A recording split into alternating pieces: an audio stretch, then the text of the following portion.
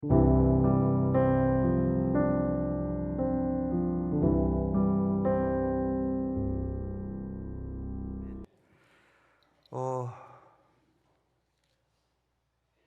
베드로에게 그런 어떤 날이 있었는데 베드로에게 그날이 바로 그런 날이었습니다.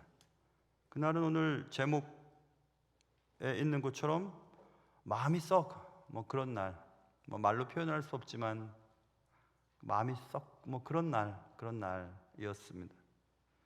왜냐하면 밤새 베드로는 수고했으나 헛수고만 했기 때문에 그랬습니다. 그러나 베드로에게 마음이 썩 그런 날이 최고의 날이 됩니다. 그날에 어떤 일이 있었습니다. 우리에게도 그런 날, 마음이 썩 그런 날이 내 인생의 최고의 날이 될 수가 있습니다.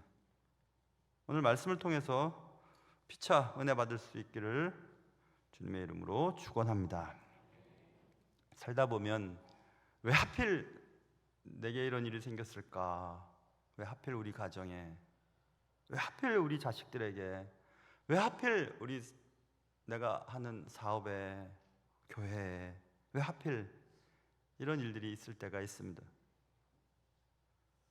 베드로는 밤새 헛수고해서 마음이 썩 그런 날에도 늘 하던 일을 해야만 했습니다. 멈출 수는 없었어요. 왜냐하면 다음 출항을 위해 그물을 손질해야 했기 때문에 그렇습니다. 2절 보세요. 그물을 씻고 있었다. 여러분, 내일 학교 가기 싫어, 직장 가기 싫어, 정말 가기 싫어. 그래도 또 가야만 할 때가 있거든요. 그래서 한 직장에서 오랫동안, 또 한 교회에서 오랫동안 그렇게 사역하고 섬겼던 분들을 그냥 그대로 존경할 수 있는 것은, 왜 그들에게는 매일매일 나가기 싫고 그만두고 싶고 그런 생각이 없었겠습니까? 그러나 꾸준히 이렇게 다니는 것을 보면 그것 자체가 우리에게 큰 감동을 주는데, 베드로도 멈출 수 없었어요. 베드로는 가정이 있었고 어제는 허탕했지만 또 오늘 다시 또 저녁녘에 나가면 고기를 잡아서 돈을 벌어서 가족들과 함께 살 수 있을 테니까. 그래서 그냥 마음은 썩 그랬지만 그물을 손질하고 있었습니다. 베드로는 빨리 그물을 손질하고 집에 가서 좀 씻고 밥도 먹고 잠도 자면서 다음을 준비할 계획이었습니다. 그런데 느닷없이 예수님이라고 하는 분이 오시더니 자기 배에 올라타신 겁니다. 예수님께서 말씀을 들으려고 왔던 무리가 몰려왔을 때 배에 타신 장면들은 여러 번 나옵니다. 갈릴리 호수에 예수님이 설교하셨다고 믿는 장소에 제가 가본 적이 있었어요. 거기는 희한하게 아침에 바다 쪽에서, 갈릴리 호수 쪽에서 바람이 육지 쪽으로 불어 올라오거든요. 그리고 육지가 구름으로 이렇게 되어 있습니다. 거기에 사람들이 많이 모여 앉아 있을 수 있고, 또 바람을 의지하여서 말씀을 전하면 멀리까지 전달되는 그런 장소를 말하는 겁니다. 그래서 사람들이 자꾸 몰려드니까 배에 올라서 배에서 육지 쪽으로 설교를 하시려고 했다. 그러니까 배가 강대상이 됐던 날이었습니다. 그런데 오늘 본문에 보면 두 척이 호숫가에 있었고 어부들은 배에서 나와서 그물을 씻고 있었는데 한 배에 올랐다. 왜 하필 왜 네 배에 오르셨을까? 나 지금 집에 가야 되는데, 집에 가서 좀 쉬고 밥도 먹고 좀 잠도 자고 다시 출항을 해야 하는데 왜 네 배에 오르셨을까? 적어도 지금 말하면 한 1시간 정도, 아니면 더 될 수도 있는 시간 동안 예수님 설교하실 동안에는 꼼짝없이 집에 못 가겠네, 이런 생각을 했으면 왜 하필 그랬을까? 50대 50인데 두 배 중에서 한 배에 올랐는데 왜 네 배에 올라셨을까? 하필. 그래 좀 참지 뭐. 그런데 주님이 깊은 데로 가자고 또 요청을 하셨습니다. 여러분, 갈릴리 바다에 가보신 분은 아시겠지만 호수인데, 여기 성경에도 게네사렛 호수, 디베라 호수, 갈릴리 호수, 이게 호수거든요. 근데 얼마나 넓은지 바다라고 할 만큼 큰 호수가 여기입니다. 무태서 가까운 곳에서 깊은 데까지 가려면 제법 가야 합니다. 그것도 무동력이니까 노를 저어서 가야 했겠죠. 깊은 데로 가자고 했습니다. 왜 하필 깊은 데로 가자 그러실까? 지금 해 뜨면 이제 고기들은 다 잠자러 밑에 들어가거든요. 고기 잡을 수가 없어요. 해 떨어지면 이제 날이 좀 시원해지니까 물 위로 올라와서 올라올 때 어부들이 잡았거든요. 깊은 데로 가자고 했으면 지금 해가 떠서 너무 더운데 노를 막 저으려면 얼마나 힘들겠습니까? 근데 깊은 데로 가자고 했으면 왜 하필 그러실까? 그리고 또 거기다가 깊은 데에 갔더니 주님은 그물을 내려 고기를 잡으라고 말씀하셨습니다. 말도 안 되는 얘기입니다. 베드로는 어부입니다. 예수님은 목수입니다. 목수가 어부더러 여기서 고기 내리면 잡을 수 있어 얘기하는데 그 듣겠습니까? 전문가도 아닌데. 말도 안 되는 얘기를 하시니까 하필 왜 그런 얘기를 하실까? 그리고 좀 전에 말씀드린 것처럼 이 그물은 어떤 그물이냐면 오늘 저녁부터 나가서 쓸 그물이에요. 그물을 씻었습니다. 그물을 깃고 깨끗하게 해서 이제 새로 준비할 그 그물을 다시 내리라니 말도 안 되는 일인데 그럼 또 고생을 해야 되는데 하필 왜 그러실까? 왜 하필 그럴까? 왜 하필? 요즘 하필이라는 말을 할 만큼 내가 어떤 일을 당한 분이 계십니까? 아니면 하필 내 저런 사람을 만나갖고 이렇게 고생을 하나 하는 어떤 사람이 눈에 띄십니까? 여러분의 인생은 어떠세요? 제 인생을 봐도 왜 하필 이런 일이 생겼을까 하는 그런 일들이 몇 번 있었습니다. 전 고1 때 수련회 때 예수님 만나서 주님의 일을 하겠다고 결심하고 하나님 부르시면 신학교 가겠습니다 했거든요. 근데 그때 총신대학교 신학과가 후기에 있었기 때문에 정기대학 떨어지면 후기에 다시 서류를 넣어서 후기에 들어가야 했었습니다. 정기대학 일단 넣었죠. 근데 제가 다녔던 학교에 들어가게 됐습니다. 공부를 하면서 이 수학 공부가 앞으로 신학 공부하는데 무슨 도움이 될까? 이런 생각을 여러 번 했었습니다. 그래서 2년 동안 공부를 한 이후에 3학년 들어가기 전에 기도원에 가서 밤새 3일 동안 기도했던 적이 있었습니다. 지금이라도 신학교 편입하겠습니다. 수학과 하필 왜 수학을 공부해야 되죠? 신학과 상관없는데. 그리고 이제 좀 시간이 지나서 직장생활 할 때 신학교를 가게 됐습니다. 그때 제가 주님께 하필 왜 지금 부르세요? 그때 가겠다고 했을 때는 안 부르시더니 지금 아이도 길러야 하고 직장생활도 재밌고 지금 나이에 신학교 가서 언제 공부하고 언제 목사 되고 언제 사역해요? 하필 왜 지금이에요? 그럴 때도 있었고 또 공부하러 미국 가서는 열심히 공부하다가 사고를 당했어요. 우리 교인들은 아실 겁니다. 손가락 거의 잘라졌었죠.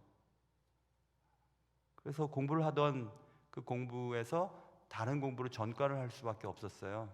시카고에서 캘리포니아로 이사를 가고 제가 원래 계획했던 공부가 아닌 다른 공부를 하게 됐죠. 그때 제가 제 머릿속에서 생각났던 것은 왜 하필 나에게 이런 일이 왜 하필 이런 일이 생기게 하셨어요? 왜 하필 지금?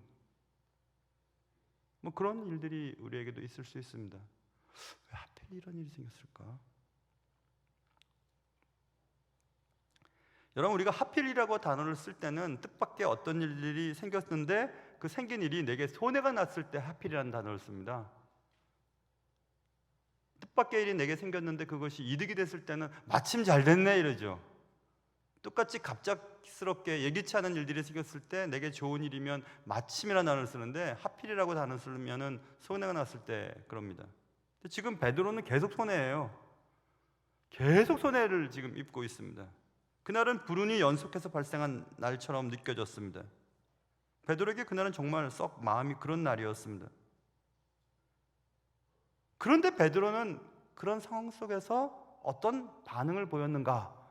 그리고 그 반응의 결과는 어떠했을까? 그것을 오늘 살펴보려고 하는 겁니다. 왜 하필 주님은 계속 이런 요구를 하시는 걸까라고 하는 의문이 들었을 때 베드로는 놀랍게도 순종을 했다는 겁니다. 4배 올랐을 때 뭐 좀 기다리죠. 깊은 데로 가자. 그래도 갑니다. 깊은 데로 갑니다. 그물을 내려라. 깊은 데로 가서 말도 안 되는 얘기를 하시는데 그래도 내립니다. 그가 억지로 불평을 하면서도 자기 생각은 이해가 되지 않지만 순종했다라고 하는 힌트를 얻을 수 있어요. 여기 보면 선생님 5절 우리들이 밤이 새도록 수고했습니다. 그리고 잡은 것이 하나도 없습니다. 그러나 그렇지만 말씀에 의지하여 내가 그물을 내리리이다. 이 말은 내리긴 내리겠습니다. 난 다 알아요. 여기 그동안 수십 년 동안 내가 고기 잡아왔고 지금 이 깊은 데서 그물을 내려본들 한 마리도 안 잡힐 걸 압니다. 그렇지만은 말씀에 의지하여 순종하며 그물을 내리긴 내리겠습니다. 이렇게 얘기를 하는 장면입니다. 그리고 놀라운 일이 발생됐죠. 한 마리의 고기도 잡지 못했는데 깊은 곳에 그물을 내렸을 때에 힘이 많은 고기가 잡혀서 그물이 찢어졌다. 6절에 써 있습니다. 7절에 보면 도저히 나 혼자서는 안 될 것 같으니 다른 배에 있는 동무들을 청해서 도와달라고 얘기하고 그들이 와서 2배의 채움에 잠기게 될 정도로 고기가 많이 잡혔다. 몇 시간 전에는 밤새도록 애를 썼는데 한 마리도 못 잡았는데 지금은 너무 많이 잡혔다. 무슨 차이일까요? 내가 밤새도록 수고했으나 못 잡았다. 주님의 말씀에 의지하여 그물을 내렸더니 많이 잡았다. 무슨 차이죠? 차이가 뭐 있죠? 주어 차이입니다. 내가 한 일과 주님이 하신 일은 다른 겁니다.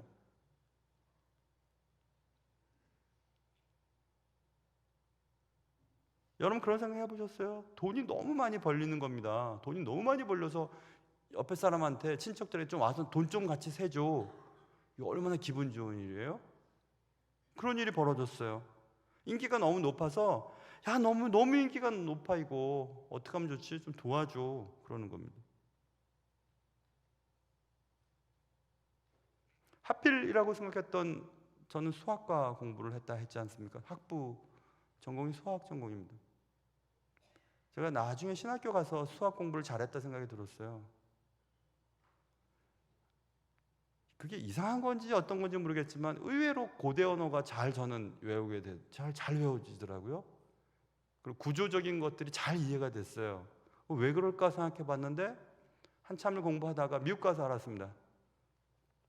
성경 해석학의 대가가 모세 실바라고 하는 교수님께서 지금 돌아가셨는지 계신지 모르겠어요. 나이 많으십니다. 그분이 성경 해석 책을 그 책을 가지고 공부를 하는데 뭔가 참 친근했습니다. 보니까 모세 실바도 수학 전공자더라고요. 그분이 얘기를 합니다.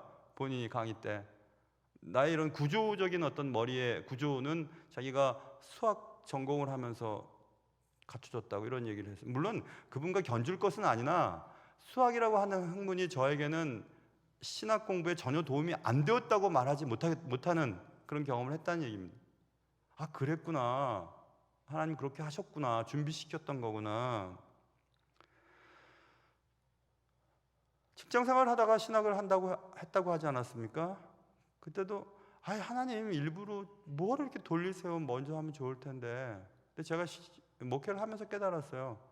직장생활의 애환 그리고 직장생활 하면서도 예배를 한번 지키기 위해서 수요일 날 밥도 못 드시고 예배 오시느라고 오는 분들을 그렇게 귀하게 여기고 바라보는 눈이 생겼어요. 삶이 얼마나 힘들다는 거. 성도들이 헌금 한번 드리는 것이 얼마나 귀하다는 걸 알아요. 제가 그렇게 해봤으니까. 그런 경험이 없다면 왜 늦게 오시냐고 이렇게 얘기하겠죠. 그밖에 못하느냐고 이렇게 말하겠지만 그렇게 전 못합니다. 경험이 있으니까. 아 그렇구나. 그 경험이 헛된 경험이 아니었구나.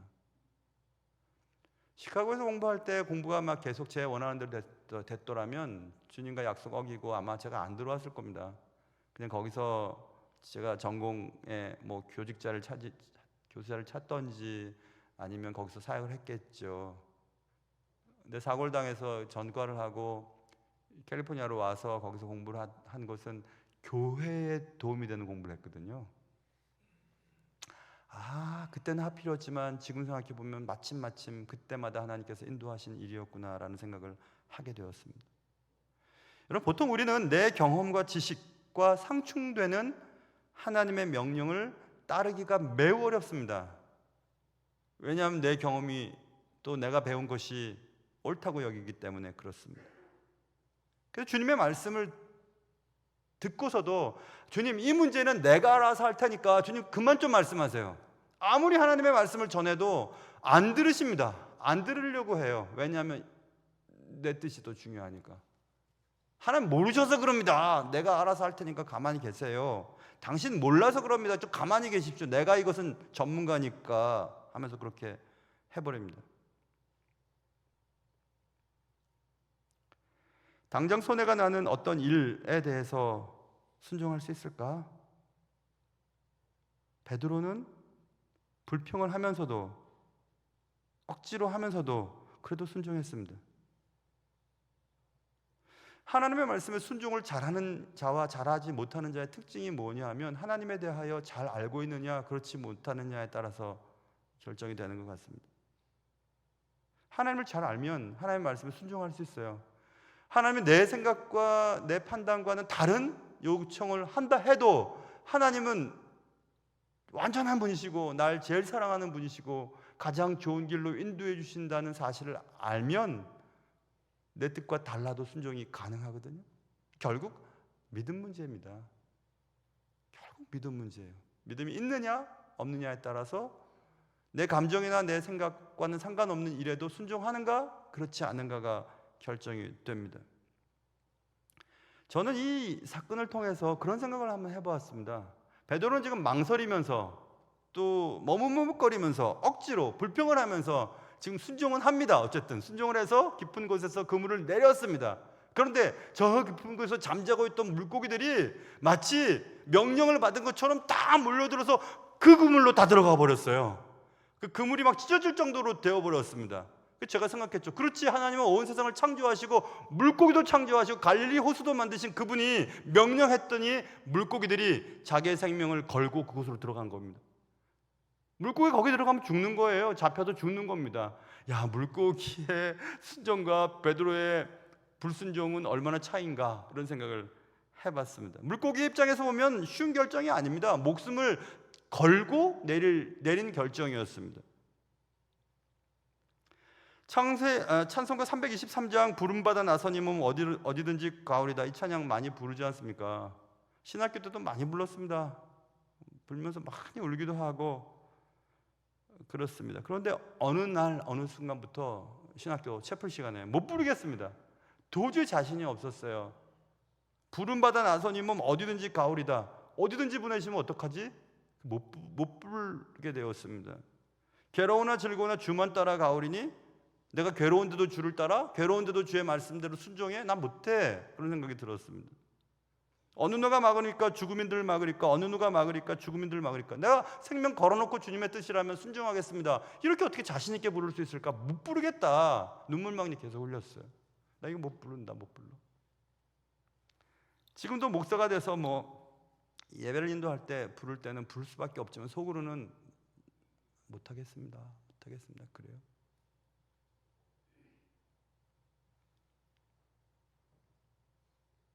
그런데 베드로는 어찌됐든 불평을 했던지 주저했던지 어쨌든지 순종을 합니다. 그리고 놀라운 복을 받게 되는데 그 복은 베드로의 삶이 순식간에 변했다는 복입니다.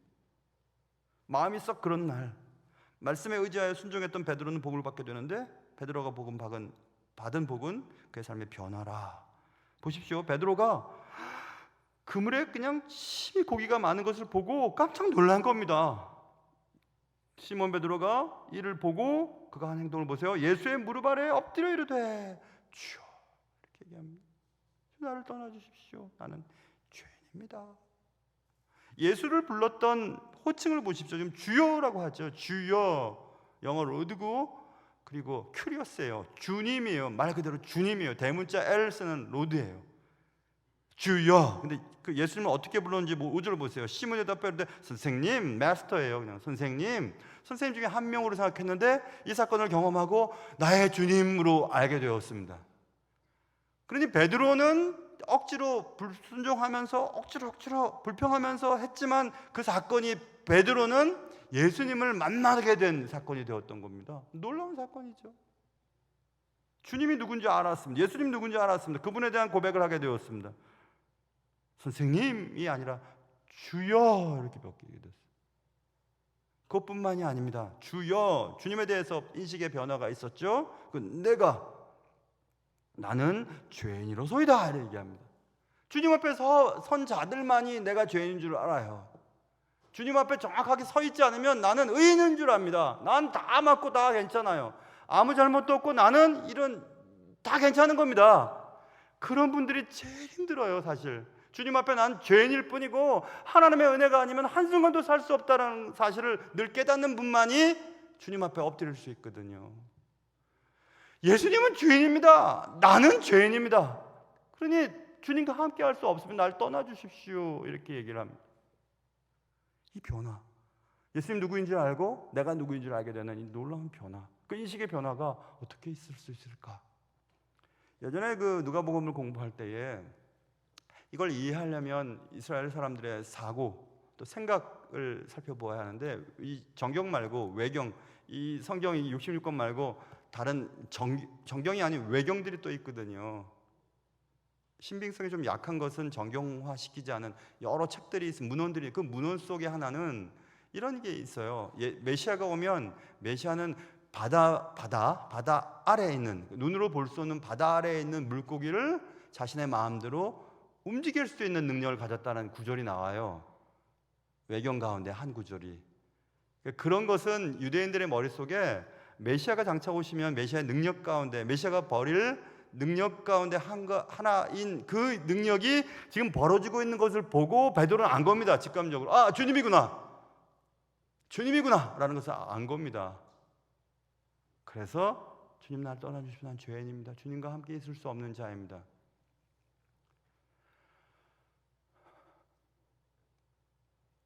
어릴 때 AFKN이라고 미국 방송이 있었잖아요. 군인 방송. 그러면 드라큘라가 금요일마다 했어요. 9시 45분인가? 하여튼 그러면 이제 뭐 형제들끼리 이불 뒤집어 쓰고 막 보았는데, 드라큘라가 제일 무서워하는 것은 십자가입니다.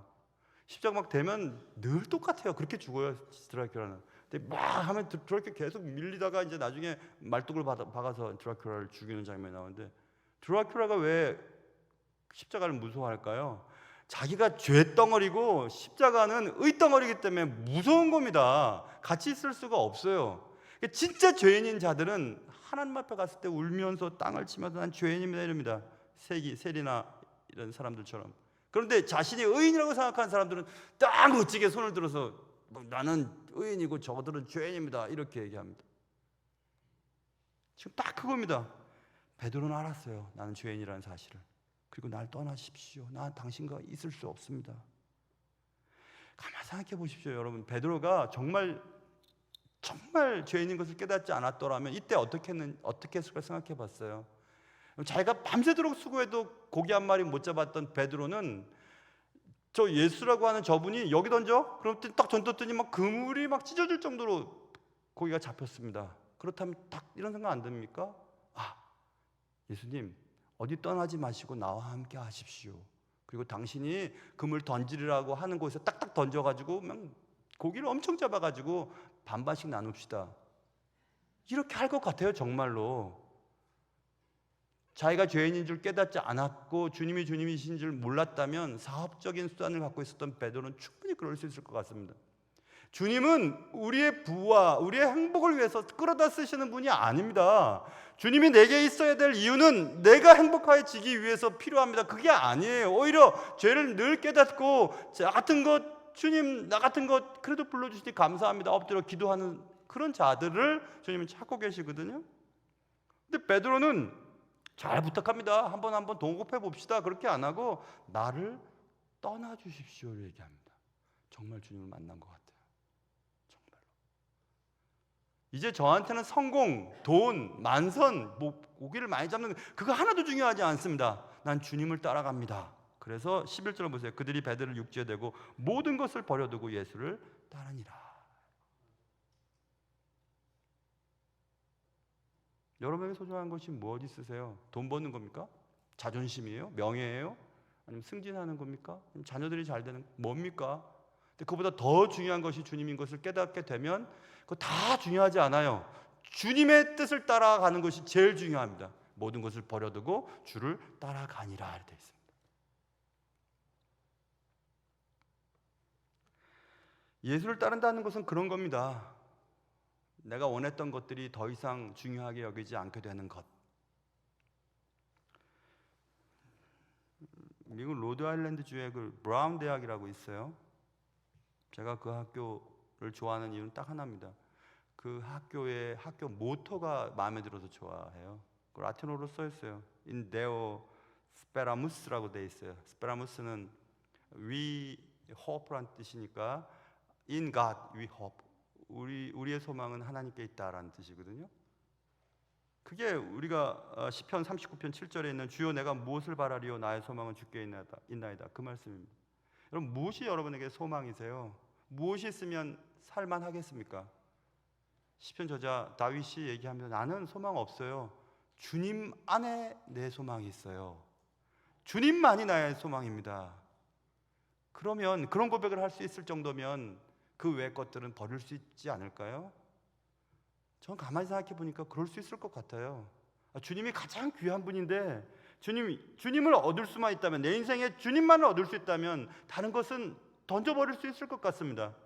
결국 하나님의 말씀을 따를 수 있느냐 따를 수 없느냐는 믿음이에요. 하나님을 내가 정말 아느냐 모르느냐에 따라서 결판이 나는 거지 다른 거 없어요. 여러분 스스로를 좋아하세요? 여러분에게 만족하십니까? 그리고 내가 가는 이 길이 과연 훗날 생각해봐도 후회하지 않을 길을 지금 가고 계시는가요? 아니면 지금까지의 삶과는 다른 삶을 지금 살고 싶으십니까? 얼마 남았는지는 모르겠으나 그런 삶을 살길 원하십니까?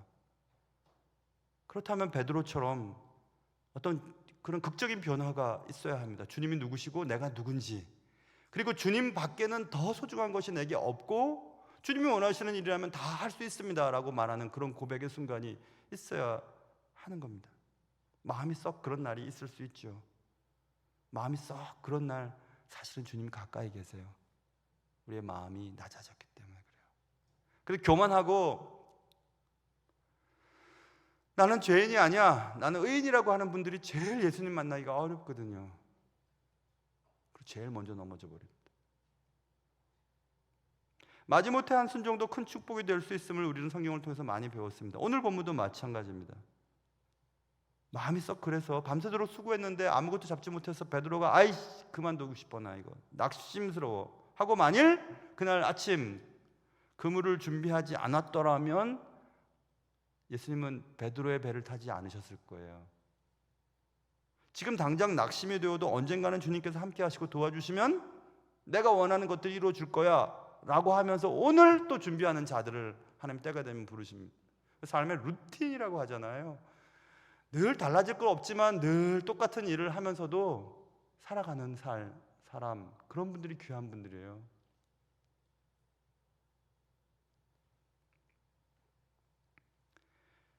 내가 몇 달째 예배를 드렸는데 예배 때 은혜가 없어. 그래도 여러분 좀 더 버텨보세요. 난 기도 마음은 잠이 와. 그래도 기도에 나와보세요. 신앙생활 하다가 낙심스러운 일들이 생길 때가 많이 있습니다. 이 일 때문에 저 일 때문에. 그럴 때도 포기하시면 안 돼요. 그래도 그물을 기우셔야 돼요. 계속 수선하셔야 됩니다. 하나님이 함께 하시면 될 거야 라고 하는 생각 말입니다. 어젯밤에 헛수고만을 생각하면 낙심해 있지 말고 오늘 있을지도 모를 만선을 준비하는 그런 작업이 필요합니다. 주님이 어느 날 깊은 데로 가자. 아니 거기까지는 못하겠어요. 내 배 사용하는 것도 좋고 약간 물에서 떨어지고 밑에서 떨어지는 거 거기까지는 오케이. 깊은데 그래요. 내가 깊은 데까지 가겠습니다. 그러나 그물 던지라고요. 그건 안 돼요 라고 말할 때 한 번만 더 마음을 잡으시고 깊은 곳에 가서 그물을 던져보시지 않으시겠어요? 난 원치 않지만 말씀에 의지하여 그렇게 하겠습니다 라고 말했던 베드로처럼 말입니다. 여러분의 깊은 데는, 여러분의 지금 씻고 나중에 사용하려고 보관해둔 그물은 무엇이 있으세요? 한 걸음 더 깊이 순종함으로 결국 여러분이 원하는 그것들을 다 가슴에 품었을 그때에도 이거보다 더 소중한 주님을 만난 기쁨 때문에 다 버려두고 주님을 쫓기로 결심하는 그런 은혜가 여러분의 있기를 바랍니다. 비록 마음이 썩 그런 날에도 말입니다. 기도하겠습니다. 베드로에게 그날이 바로 그런 날이었고 그날은 마음이 썩 그런 날이었더랬습니다. 수고했지만 헛수고만 했던 그런 일 앞에서 베드로는 무슨 생각했을까? 근데 왜 하필 그때 주님은 베드로에게 찾아오셔서 이렇게 저렇게 이렇게 하라고 말씀하셨을까? 베드로는 힘들었지만 불평이 있었지만 왜 하필이면 내 삶에 이런 일이 생겼을까라고 생각했지만 그래도 순종했고 순종의 결과는 그의 삶을 변화시키는 것이었습니다. 하나님, 우리의 삶에도 이런 마음이 썩 그런 날이 다가올 때라도 너무 낙심하거나 지쳐하거나 포기하지 말고 주님이 원하는 곳까지 가고 주님이 하라는 일들을 하며 그래야 결국 주님을 깊이 알아 주님의 제자가 되는 그런 은혜를 허락하여 주옵소서. 예수님의 이름으로 기도합니다.